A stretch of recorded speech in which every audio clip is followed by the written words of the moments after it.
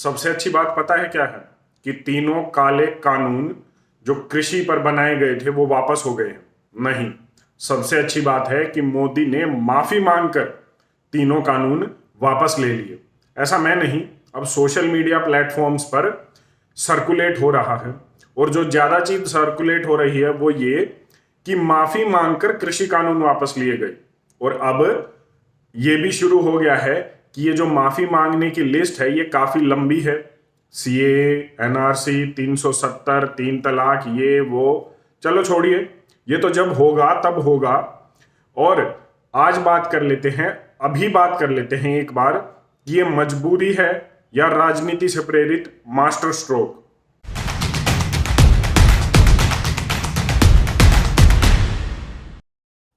आज मैं आपको, पूरे देश को ये बताने आया हूं कि हमने 3 कृषि कानूनों को वापस लेने का, रिपील करने का निर्णय लिया है।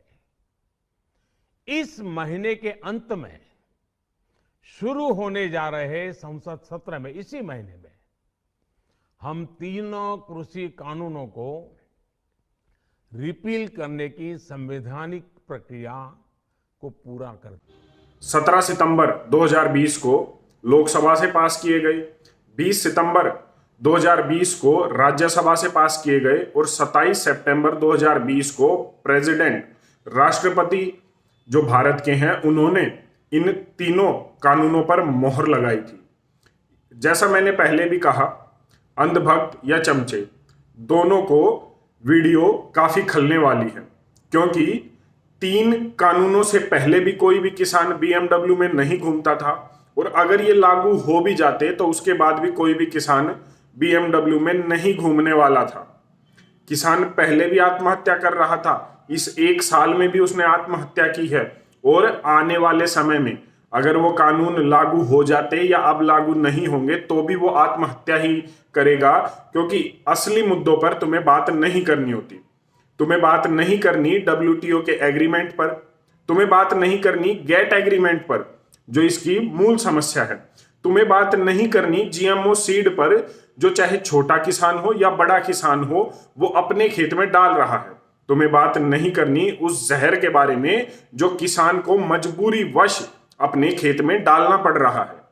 हाँ, इतना जरूर हो गया है कि किसानों के ये जो तथाकथित नेता हैं, इनकी राजनीति आज एक झटके में खत्म हो गई।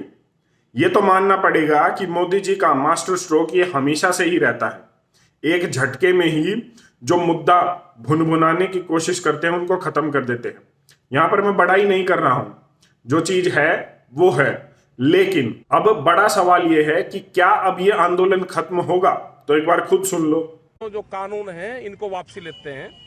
जब तक ये पार्लियामेंट में वापसी नहीं होंगे, जब तक किसान वहीं पे ही है, और एमएसपी पे गारंटी कानून, क्योंकि एमएसपी पे गारंटी कानून बन जाएगा तो पूरे देश के किसानों को लाभ होगा। वो एक बड़ा सवाल है। हम यहाँ पे महाराष्ट्र में भी यहाँ पे आए, किसान पहले ही आत्महत्या कर रहा है, व्यापारी सड़क पर आ गया है और नौकरी वाले नौकरी बचा रहे हैं, लेकिन किसी को कोई फर्क नहीं पड़ रहा। क्यों? तथाकथित नेताओं को अपनी राजनीति बचानी है। अगर आज एमपी की टिकट मिल जाए तो आज ही बॉर्डर खाली हो जाएगा, लिखित में कानूनों की कोई भी जरूरत नहीं पड़ेगी। अब कह रहे हैं कि जब तक लिखित में नहीं होगा, जब तक एमएसपी की गारंटी नहीं मिली, अच्छी बात है। हम तो कहते हैं 3 काले कानून वापस हुए, वो भी अच्छी बात है। अगर एमएसपी पर कोई भी कानून बना, उसकी गारंटी देगा, वो भी अच्छी बात है। लेकिन समस्या क्या हल हो जाएगी?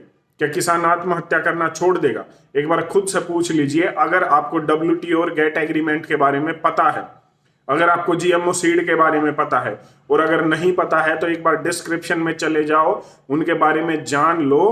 पहले भी बात कर चुका हूं, क्योंकि जब तक वो समस्याएं, वो एग्रीमेंट खत्म नहीं होंगे, कुछ बदलने वाला नहीं है। इंग्लिश में एक कहावत है, don't run around the Bush. कहावत पर सटीक ये बैठता है। इधर उधर की बातें करना बंद करो, राजनीति करना बंद करो, क्योंकि राजनीति तभी होगी जब लोग बचेंगे, जीएमओ सीड का जहर तुम्हारी नसों में जब घोल दिया जाएगा तो कोई नहीं बचेगा, चाहे किसान हो, व्यापारी हो, नौकरी वाला हो, नेता हो या गरीब आदमी हो।